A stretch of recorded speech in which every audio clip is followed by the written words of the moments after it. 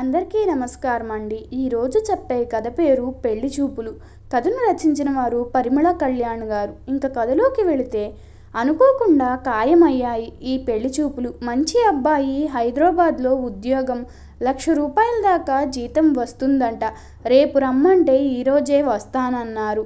సాయంత్రానికి వస్తారు, రెడీగా ఉండాలి అందరూ అంటూ కంగారు పడుతోంది అమ్మ. బట్టలు ఉతకాలి, గిన్నెలు కడగాలి, చాలా పనులున్నాయి, త్వరగా చెయ్యండి అంటూ హడావిడి చేస్తోంది. అదే రోజు నా పుట్టినరోజు కూడా కావడంతో ఇంట్లో వెరైటీ అన్నీ చేసేసరికి పాపం అమ్మకి నిజంగానే కంగారు వచ్చింది. మరి పుట్టినరోజు కోసం అని బెంగళూరులో ఉద్యోగం చేస్తున్న నేను 2 రోజుల ముందే వచ్చాను ఇంటికి. అప్పుడే పెళ్లివారు అమ్మాయిని చూడ్డానికి వస్తున్నామని మధ్యవర్తికి చెప్పారట. వాళ్ళు ఫోన్ చేసి చెప్పారు. మా ఇల్లు చిన్నది కావడంతో ఇంటి దగ్గర ఉన్న మా అంకుల్ వరసకి మామయ్య ఒకే ఊర్లో ఉండడం వలన, పల్లెటూరు కావడం వలన, అలాగే వరసలతో పిలుచుకుంటారు కదా, వాళ్ళ ఇంట్లో ఏర్పాటు చేశారు పెళ్లి చూపులు. సాయంత్రం 4 గంటలకి పెళ్లి చూపులు. ఈలోగా అన్ని ఏర్పాట్లు చేసుకున్నాము. అంకుల్ వాళ్ళ ఇంట్లోనే నేను అన్నీ ముందే సిద్ధంగా ఉంచుకుని రెడీ అవుతున్నా.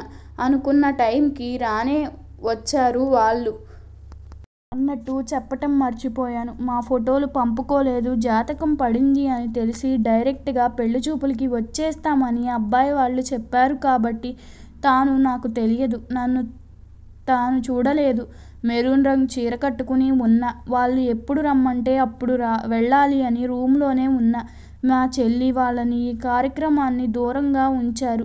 పల్లెటూరు కదా, అలాగే జరుగుతుంది. ఎందుకంటే నా చెల్లికి పెద్ద ఏజ్ గ్యాప్ లేదు. మరి అమ్మా నాన్న వాళ్ళతో మా అంకుల్ వాళ్ళు కూడా ఉండి పెళ్లి వాళ్ళతో అందరూ ఏదో మాట్లాడుకుంటున్నారు. మా అంకుల్ వాళ్ళ అబ్బాయి పెళ్లి కొడుకుని చూసి నేను ఉన్న రూమ్ కిటికీ దగ్గరికి వచ్చి, అబ్బాయి బాగానే ఉన్నాడు, సాఫ్ట్వేర్ జాబు, శాలరీ కూడా బాగానే వస్తుంది అంటూ అబ్బాయి గురించి చెప్తున్నాడు.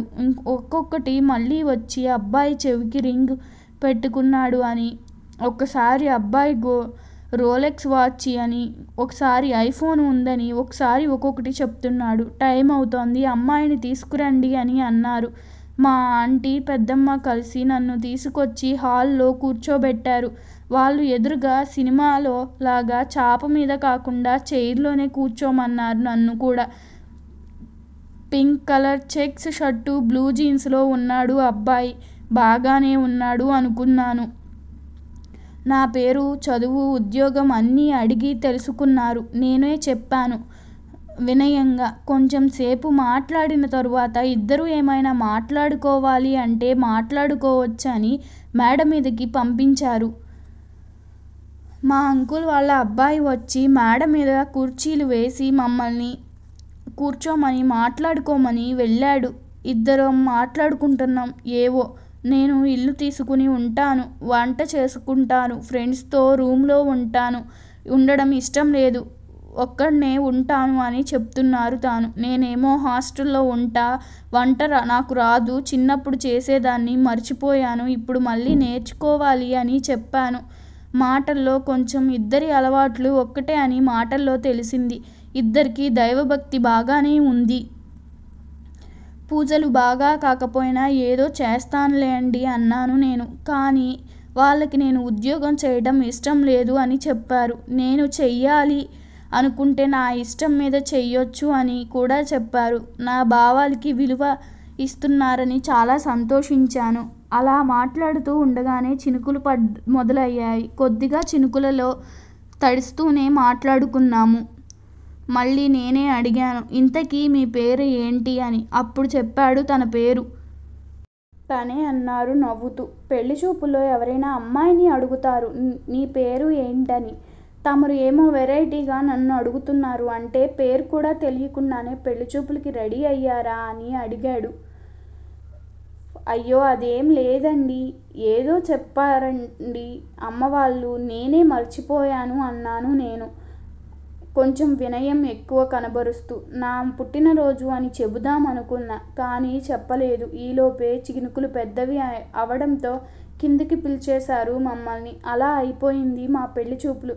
పెళ్లి గురించి మాటలు కొన్ని మాట్లాడుకొని తరువాత కబురు చేస్తాము అని చెప్పి వెళ్ళారు. వాళ్ళ మాటల్లో తెలిసింది అబ్బాయికి నేను నచ్చాను అని. కాకపోతే పెళ్ళి తిరుపతిలో చెయ్యాలని వాళ్ళు మొక్కని చెప్పారు. తెలిసింది. అదే ఆలోచన. అబ్బాయి ఉద్యోగం, మాటలు అన్నీ నాకు కూడా నచ్చడంతో సరే అనుకున్నాము. రెండో రోజే వాళ్ళకి ఫోన్ చేసి పెళ్ళికి ఇష్టం అని చెప్పడంతో ముహూర్తాలు నిర్ణయించి చెప్పండి వాళ్ళకే చెప్పేశారు అమ్మ వాళ్ళు. మా అంకుల్ వాళ్ళ అబ్బాయి నా ఫోన్ నెంబర్ అబ్బాయికి, తన ఫోన్ నెంబర్ నాకు ఇచ్చాడు. ఆ నైటు మా అంకుల్ వాళ్ళ అబ్బాయే నా ఫోన్ నుంచి తనకి మెసేజ్ పెట్టాడు. అలా మా సంభాషణ మొదలైంది. మాటల్లో చెప్పాను అప్పుడే ఆ రోజు నా పుట్టినరోజు అని. అయ్యో, మనం మాట్లాడుకుంటున్నప్పుడే చెప్పాల్సింది పుట్టినరోజు అని. విష్ చేసేవాడిని కదా అన్నాడు. తాను మిస్ అయ్యానే అని ఫీల్ అయ్యాడు కూడా. మరుసటి రోజు తాను హైదరాబాద్ వెళ్ళిపోయారు.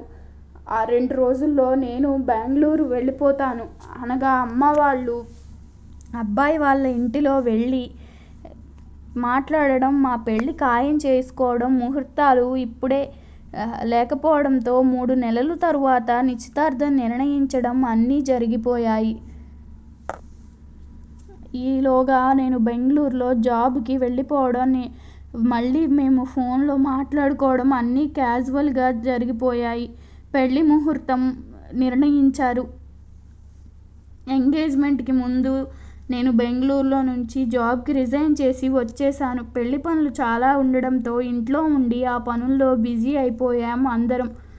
మరో 2 నెలల్లో పెళ్ళి అనుకున్నట్టుగానే తిరుపతిలో అందరూ పెద్దల సమక్షంలో ఆ వెంకటేశ్వరుని ఆశీస్సులతో మా పెళ్ళి జరిగిపోయింది. ఈ కథ మీకు నచ్చినట్లయితే నా ఛానల్ను సబ్స్క్రైబ్ చేసుకోండి. అలాగే మీ అభిప్రాయాన్ని కామెంట్ రూపంలో తెలియపరచండి. ధన్యవాదములు.